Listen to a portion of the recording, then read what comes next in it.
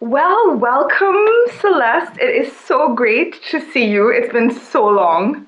I feel the same way. So good to see you after so long. Although Yeah, I see you on Facebook, but it's not the same. I know. Yeah, exactly. And goodness knows there are too many years to talk about, so we're not going to mention that because we're still very young. Oh, but I feel so happy that, you're able to join me today because for so long I've been admiring all the things that you've been doing, and especially obviously with the book coming out, and also with, just the wonderful pics with the family, and, and obviously the cooking. I think this is the one thing that also intrigues me. But I'm really grateful that you agreed to have this conversation with me as well. Of course, of course. Yeah, well, I think I just want to say again that, I think the basis for obviously these conversations with happy chefs, and obviously the series that I'm doing with Cooking with Love, is really to showcase two things mainly, which is, just the fabulous impact that, cooking and its traditions, and, how it is just such a merit to those who, whether it be home chefs or professional chefs, how they use cooking to bring such joy to others, and obviously spreading a healthy message and spreading a message of, just love through what they do, and the art of cooking itself. And also, too, I really wanted to showcase women, and how really strong women tend to use cooking as also like an avenue to just engage with others really, and and help bring others together. So this is one of the Yeah. well, two of the reasons why I invited you. Well, hats off to you. Hats off to you for thinking of this initiative and putting all those ideas in one place. Yeah, I think it's good for us to, like, just have opportunities where we can use platforms like these in really Mhm. positive ways. So my first question to you today would be, what what has really inspired you? I think in the beginning of your cooking journey, to get into cooking and follow some of the traditions we have. We're obviously both from the Caribbean. Yes. So if you can tell me a little bit about that. Um, First, let me say your mom's fry aloo is the best fry aloo I've ever eaten in my life. Mm, are you kidding? Oh, and I complain about that so much. I remember that from like teenage years. Okay. Um, but I like food. I mean, who doesn't? But I like food. And I guess if you like food, you have to learn how to cook it. But really, I would say my cooking journey began the way maybe most of us, our age group, it began. We didn't have many fast food options growing up. We probably, even if whatever we had was more like a special treat rather than something you could afford all the time. And I grew up, I mean, my earliest memory of cooking or trying to cook would be my grandmother making roti. And she would tear off a little bit of the flour and give me, and I would roll it out with like using a curler, a roller. I forgot those days. Like, Yes. oh, it's so true. Yeah, and pretend I was making roti or like for lunchtime if she was making, because you know how it was, roti and something for breakfast, dal and rice and something for lunch, roti and something for dinner, right? So also like lunchtime she would be making dal and rice and something, and she would give me a cup of spit peas, a little bit of spit peas and a little bit of rice to pretend I was cooking for my family. And I just think that growing up when we did my home was a small home, and it was hard not to see your mother cooking. It was hard not to be underfoot kind of thing in the kitchen, seeing what they were doing. And that is really how I don't think my mother ever formally said, "Come, let me show you how to make this," or "Come, let me show you how to make that." I have no memory of her doing that, but I do remember being around, being in the kitchen, being buzzing around and seeing what she did. And just kind of absorbing that. So, and then I got older, and my brother and I got older. We really liked to eat. And when my parents would go to sleep at night, they'd be complaining because you'd hear the microwave going off, ping, ping, ping, all, all hours of the night, because we would be cooking for ourselves, you know. Yes, well, Um, you know your brother. You know he likes his yeah, food. he loves his belly. So, but serious cooking, like seriously, like not until I went off to Barbados to university, then I had to figure out how to seriously to cook a meal, like a proper meal, and it wasn't easy. It was not easy at first, but I think that threw me in the deep end, and I just had to kind of go back in my mind and remember what would I see mommy do?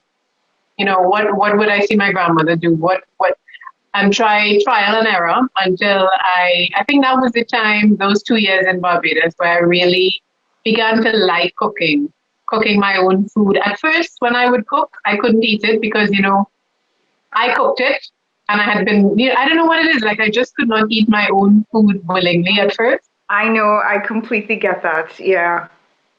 But Just go to ahead. cut you there quickly, because I just remember that I know you did talk to me also about all these traditional things and the fact that we also we would be able to go out into our gardens and actually pick the stuff to cook, I and think that's true. That's true. My father, where we lived for a long time, there was the house to the front, and then there was nothing behind but like empty. I think it was like just empty land. I don't know who it belonged, the state or whatever.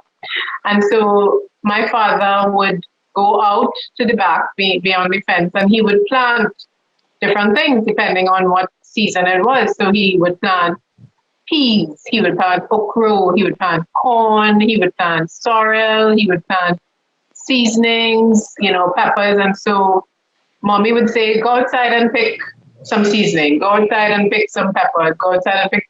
And we would go out and pick whatever it was. And that is what we would cook. And I really feel like being so close to your food, seeing how something grows, you know, there is sitting down. yeah, there is that connection. I mean, we find, I mean, now because I'm in Germany and there's so many people who are, you see that's making such a huge comeback that people are getting back into, having little small. I mean, I actually saw that in London as well, where people would have the little buckets of tomatoes and stuff in their Right. little apartments, and just wanting that more organic, natural, Mhm. back to basics kind of Yeah. experience with food to get that flavor, and Mhm. also with recycling and not against with the supermarkets and not having all this packaging. You can actually grow your stuff at home, and Right. it's all even saving money wise. It's also a great concept that we should continue to maintain that tradition. Yeah, it's funny how things have gone full circle because he planted those things in part because he likes to plant and also because to save money, you know, because Yeah. it's not that we were wealthy or anything. So, um, and then, you know, there we went through a period in Trinidad at least where people just kind of stopped, kind of moved away from the land or viewing planting and agriculture as something they wanted their children to do. Everybody just wanted like these professional desk jobs. And Yeah. now I'm seeing people kind of coming back to the idea that we need more farmers. We need people to study agriculture. We need people to get into it, you know? I mean, I found like even I was really happy when I was in Trinidad, just going to because where we are in Curup and Tunapuna right there, that big Tunapuna market, it was even really nice just to have the opportunity to go to a market like that and then also see a lot of women there. Yeah, I think there were like 75% women actually, right. bringing their own produce in. And so I thought that was such a great thing to see women really at the forefront, where before it was so many male farmers.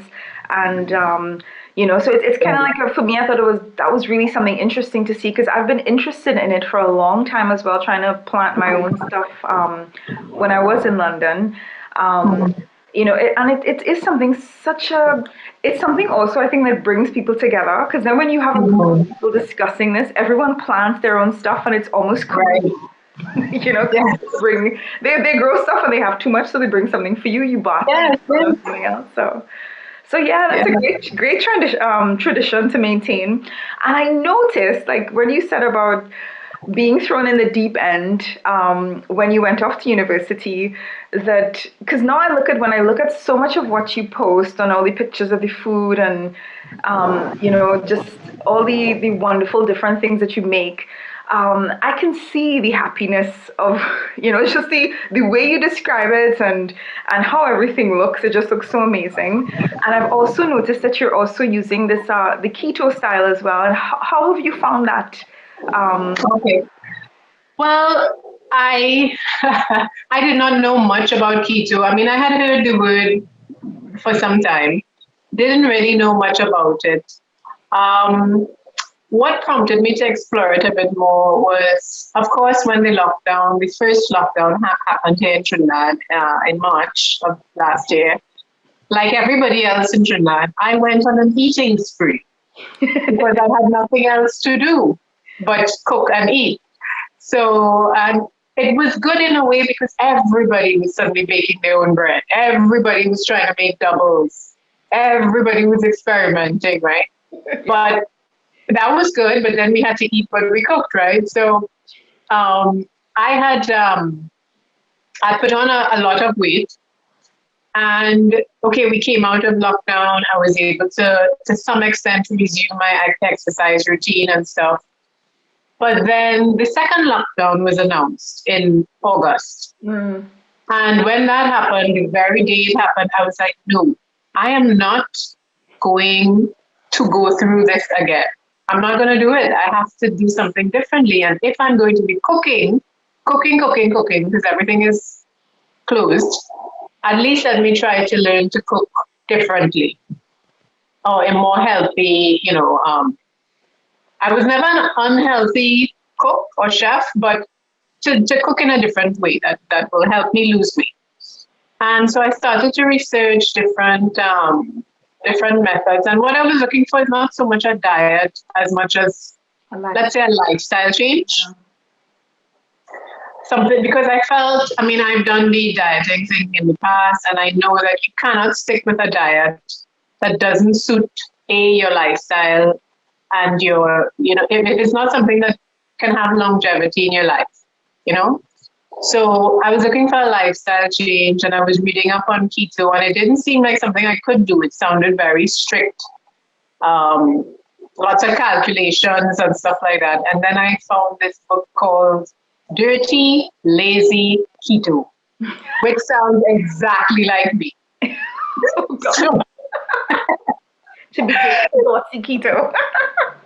so yeah, that kind of simplified things because instead of doing a whole lot of calculations, you're really just reading labels and trying to keep your carb intake down. And so at first, I took the first month to just kind of figure out how to cook in this style and what groceries, what do I need to buy, what do I need to stock in my pantry, how. So I would say the first month or two was kind of just figuring it out. And I wouldn't say I've ever been fully strictly keto, but I have learned alternative ways of making things that I like, making cake, making But cheesecake, this is you what's know? interesting in the recipes that you put up, is that it looked, I mean, especially the Trinidadian recipes, which we all know, there's always this inclination to use so much like coconut milk and all these rich ingredients, sugar, so much sugar. And I found it amazing because your stuff looks so like you did put a lot of fat and sweet stuff in it, but I was Yeah. so surprised, and I actually saw when you lost the weight as well. I was like, God, okay, you look amazing and the food looks amazing, but I mean, you obviously enjoy it. You do enjoy Yes. eating it, yeah. Mhm. But that's good. Well, the thing is, I didn't plan on enjoying it. So, but Surprise. surprise. But what happened was you do go through something called the keto flu. right? Where you kind of, your body is adjusting to burning sugar. And remember, sugar is a drug. Yeah. So you're addicted all your life to sugar, and then suddenly it's not getting any. And it has to learn to burn fat. So in that period, you do feel kind of down and you're almost like you feel sick. But once I came through that period, I realized within a week or two, I had so much more energy. I could exercise more because I had energy. And my focus, my ability to mentally focus was improved. And I was like, why haven't I done this before? I think I need to talk to my mother because this woman still, I think, and with most, I think Trinidadians especially, I mean, when I trained as a nurse, the main two issues were always diabetes and hypertension. Yes. And nowadays people are starting to realize how having a lot less sugar can be manageable. And it's because like you said, it's almost like a drug. Well, it is a drug. I think it is a drug. So it's nice to see that with you, there is this nice follow through because it is a lifestyle change. It's it's also the meals are delicious and you can actually see the results. Yes. If you're being patient with it, you can see the results. So good for you on that one. I'm going to be taking a page out of that book. No, and contrary to popular belief, I mean, you think you're going to spend the entire time just craving sweet. Oh my gosh, how am I going to live?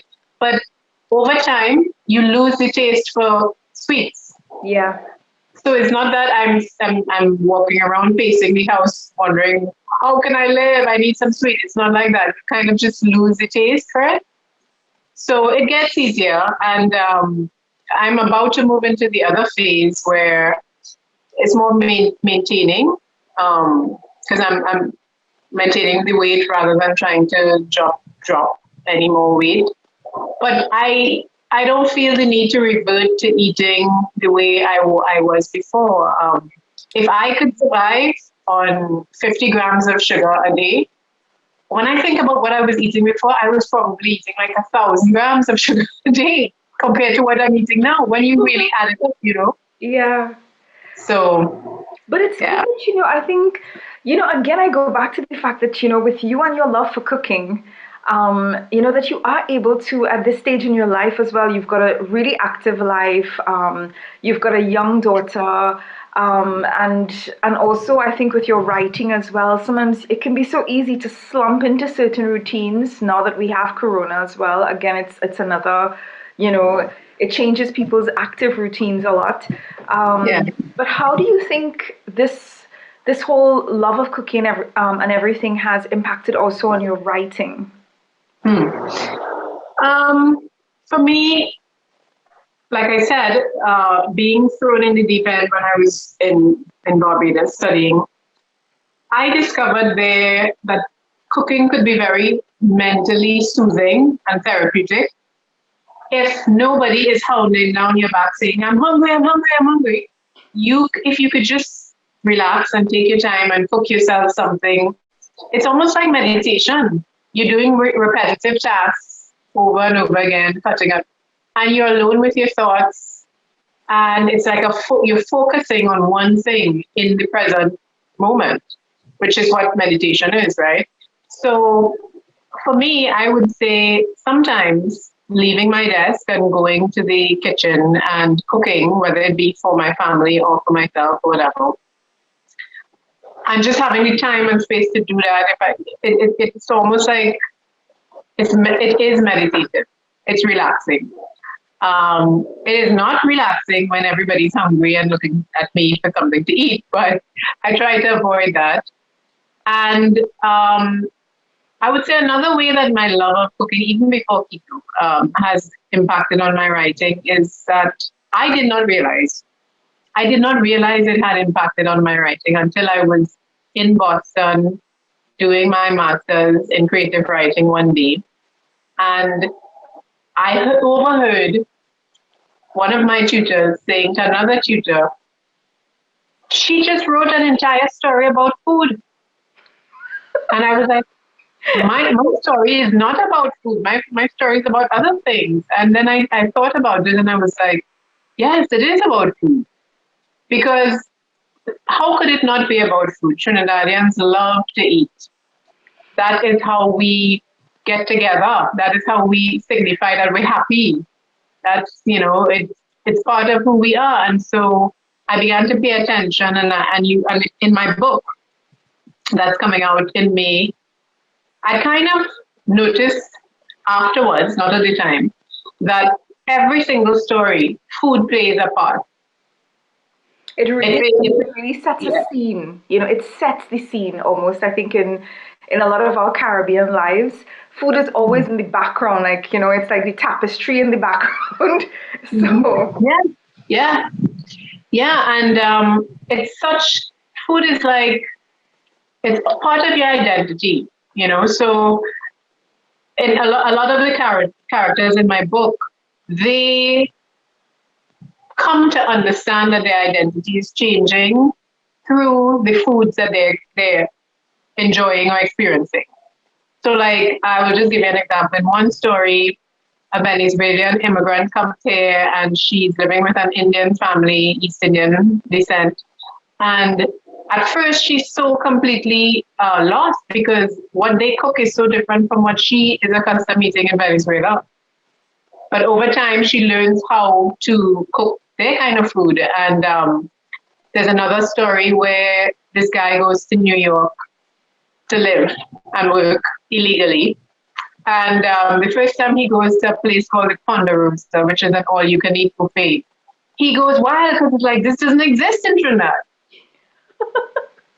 What do you mean $4.99 and I can eat all I want?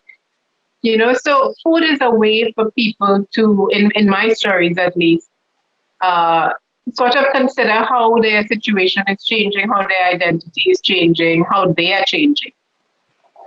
well, I think now too we do need like stories that are going to be really reflective of our culture, and it's Yeah. nice to see a Caribbean writer again bringing out a lot of these like factual in a fictional way things about Factual fiction. yeah because that's it that's the description now. No, but I mean, for me, I think it's good because we usually have a very Eurocentric kind of description or historical account of a lot of Caribbean ways of life and cultural things, and also what I think the media sees of the Caribbean.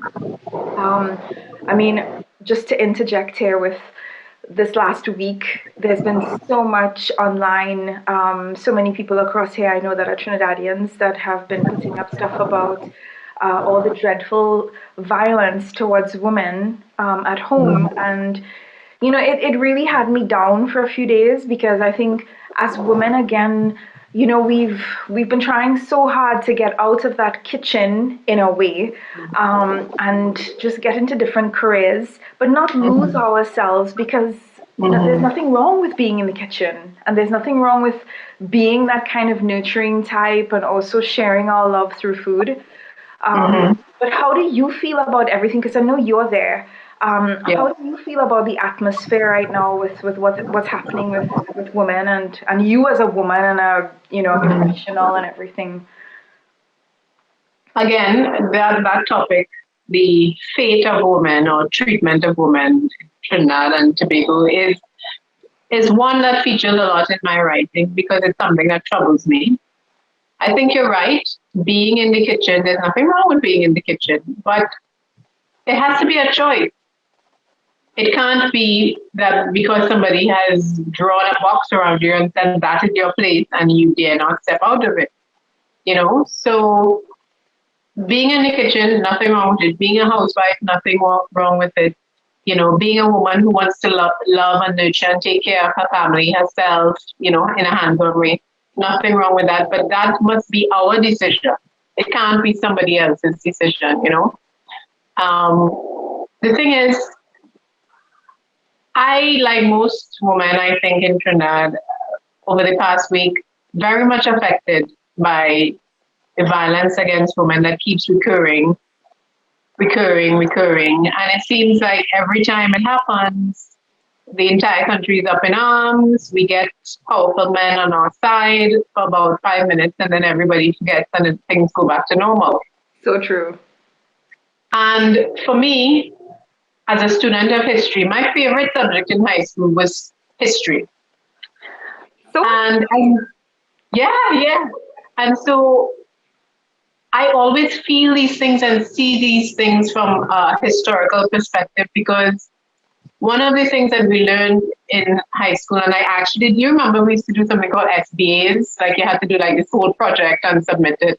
yeah. So one of my SBAs was actually on this, the plight of women in Trinidad, and starting with the plight of East Indian immigrant women who, and it kind of is cultural. It started there where it's cultural, where you would kill a woman and then you would drink Gramazone or something and kill yourself. And there was a name for it in the history book. And that has never stopped. That it has never stopped. So, while you could look back there and you could say, well, those were poor agricultural workers from India, and they were just, so if that's the reason why they behaved like that, then what is the reason why people are behaving like that now?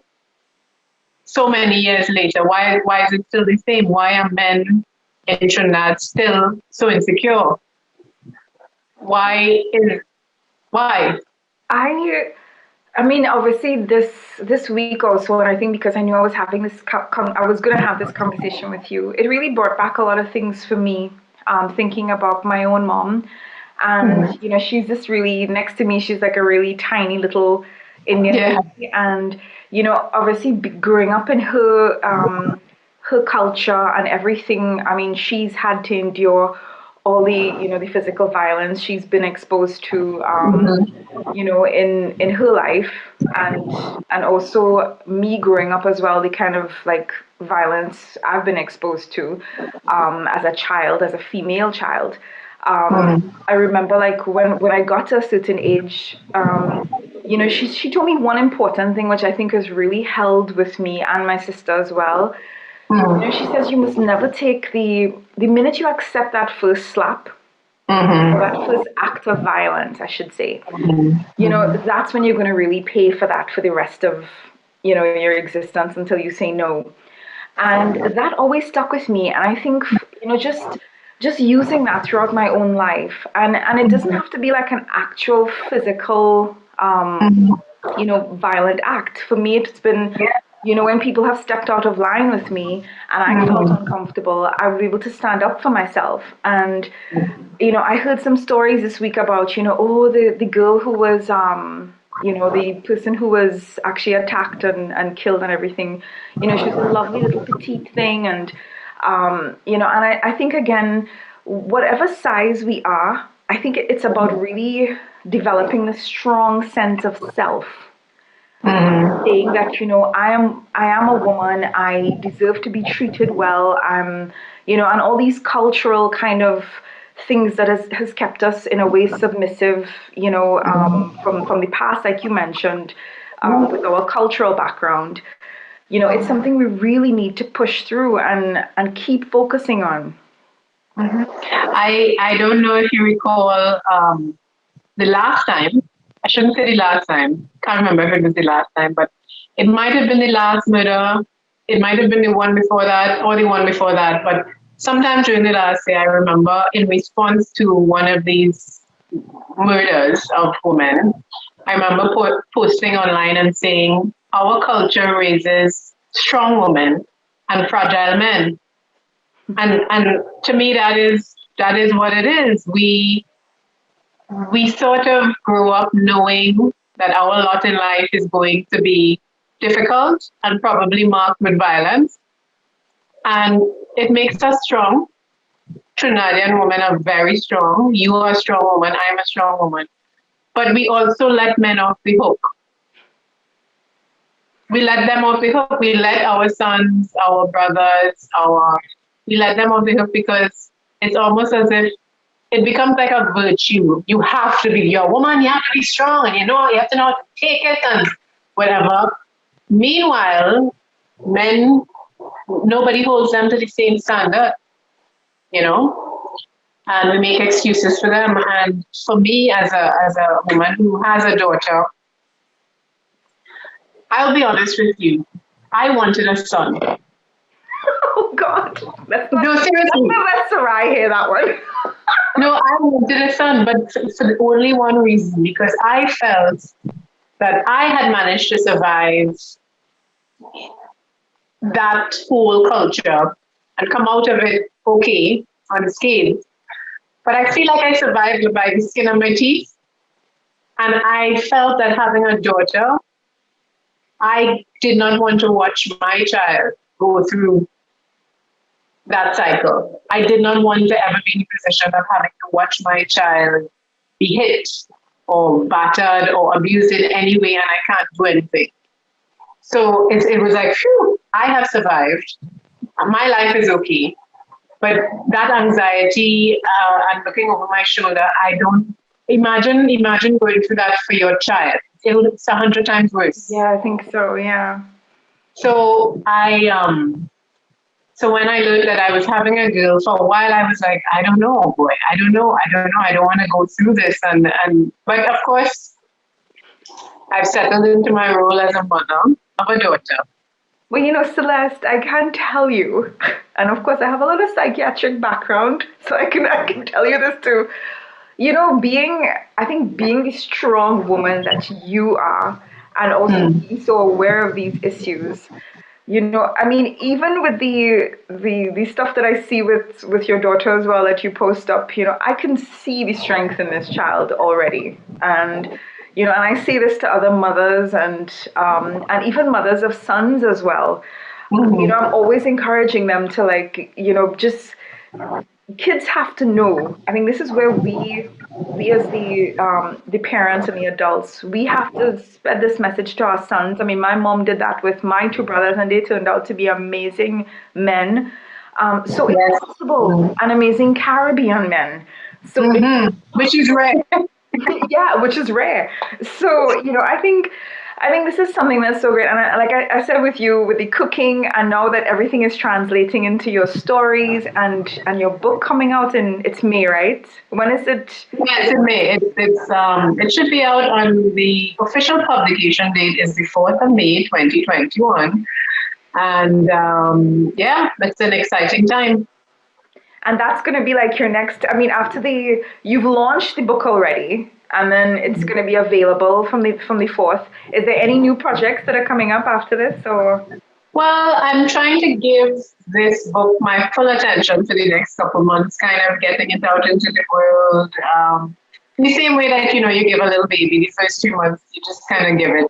Yeah. But I'm always writing, and I always have multiple projects going on. And being a mom has meant that I have to read a lot of children's books. And so one of my projects is working on a children's book.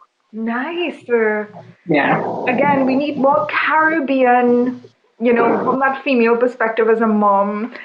That's another, for me, I think that's also a great thing. And, like I said, I just feel so grateful to have been able to have this conversation with you because, it's no one really understands how difficult it is for us to come from where we've come from and to really put ourselves out on an international stage and just be exposed because people have so many different ideas of who we should be and just so many crazy things that I've had to absorb over the years.